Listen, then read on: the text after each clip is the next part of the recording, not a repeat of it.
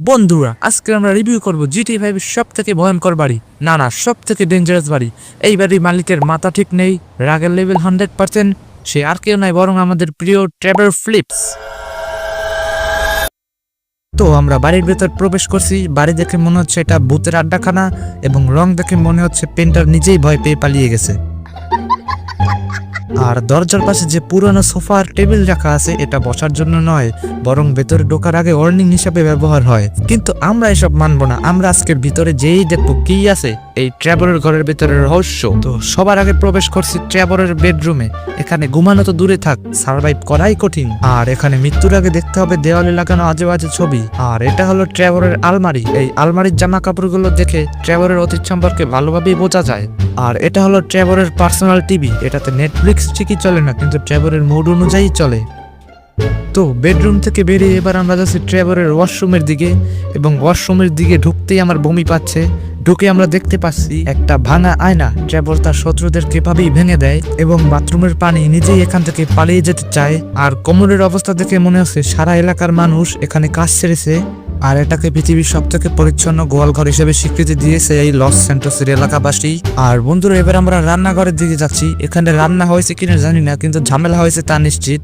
পাত্রগুলো সব এলোমেলো ভাবে পড়ে আছে, মনে হচ্ছে কেউ 10 বছর আগে শেষবার এখানে কাজ করেছিল। এবার আমরা দেখবো ট্রেভারের ফ্রিজ। এই ফ্রিজ এমন অবস্থা যে ফ্রিজের দরজাই খুলতে চাচ্ছে না। মানে এই ফ্রিজকে শেষবার 100 বছর আগে খোলা হয়েছিল, তাই এর দরজা আপনি জং ধরে লেগে গেছে।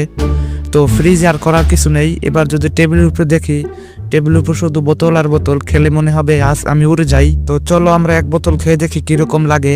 এখান থেকে আমরা একটা বোতল উঠিয়ে নিচ্ছি এবং মুখটা খুলে দেখি খেয়ে কিরকম লাগে। এবার মনে হচ্ছে আমি শহরে গিয়ে 10-12টাকে মারাই ফেলতে পারবো। এটা খাওয়ার পর আমি আলাদা এক এনার্জি পেয়েছি।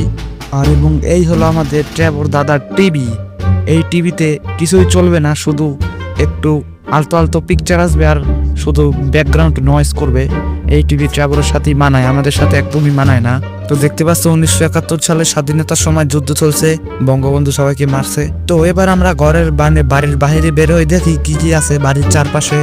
আমরা ওখানে একজন ভদ্রলোককে দেখতে পাচ্ছি, চলো গিয়ে তার সাথে কথা বলা যাক। ট্রেভার, রেডি থাকিস, আজকে রাত্রে গুন্ডারা আসবে, তোদের 12টা বাজে যাবো শালা, তুই রেডি থাকিস ট্রেভার। ও তো তাহলে এর জন্য সে বন্দুকের প্র্যাকটিস করছে। আসলে গুন্ডারা আসলে কিছু করতে পারবে কিনা জানি না, কিন্তু প্যান ভিজিয়ে দেবে এটা নিশ্চিত। এবার দেখবো ট্রেভারের পার্সোনাল গ্যারাজ। এই গ্যারাজের ভিতর কিছু থাকা না থাকা একটা অটোমেটিক ডোর আছে। আর এই গ্যারাজের ভিতর গাড়ি রাখলে পরের দিন সেটা উধাও হয়ে যাবে, সেটা 100% নিশ্চিত। এখানেও পুরাতন সোফা রাখা আছে, কিন্তু সেটা অনি হিসাবে ব্যবহৃত হয়। আমার মনে হয় এখানে কিছুদিন পর গ্র্যানি বাস করতে চলে আসবে। আর এখানে কিছু পুরাতন ওয়াশিং মেশিন রাখা আছে, এবং এই দুটো বোতল এখানে ভাসছে। মনে হয় কোনো ভুতুরে কালো ম্যাজিক হয়েছে এখানে। আর বাড়ির চারপাশে সব মদ বিড়ি গাঁজার গন্ধ আসছে সব দিকেই। বাড়ি দেখে মনে হচ্ছে এখানে মানুষ জ্যান্ত পুঁতে ফেলা হয়েছে, চারপাশে রক্ত দেখা যাচ্ছে।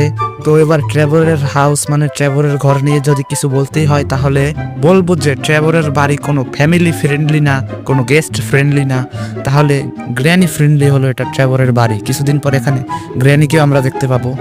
আর আপনি যদি সাহসী হন তাহলে এখানে এক রাত থাকতে পারবেন, কিন্তু সকালে বেঁচে উঠবেন কিনা তার গ্যারান্টি আমি দিতে পারছি না।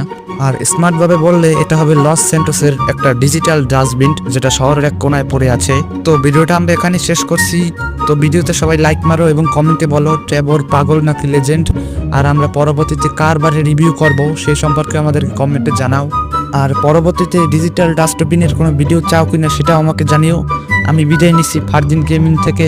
Bye bye.